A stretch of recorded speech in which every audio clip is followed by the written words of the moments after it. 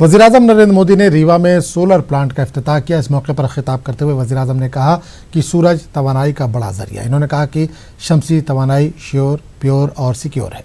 वज़ीर-ए-आज़म के मुताबिक इस सोलर प्लांट से मध्य प्रदेश के अवाम और दिल्ली की सनतों को बिजली मिलेगी।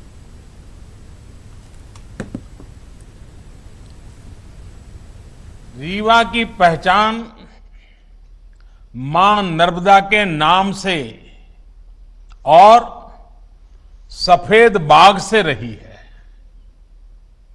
अब इसमें एशिया के सबसे बड़े सोलर पावर प्रोजेक्ट का नाम भी जुड़ गया है।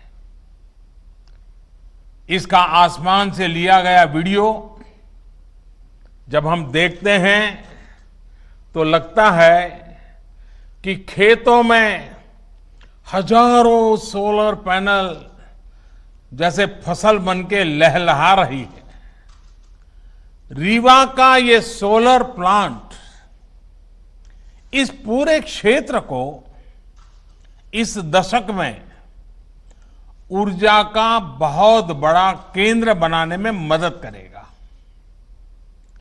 इस सोलर प्लांट से मध्य प्रदेश के लोगों को, यहां के उद्योगों को तो बिजली मिलेगी ही, दिल्ली में जैसा अभी शिवराज जी बता रहे थे, मेट्रो रेल तक को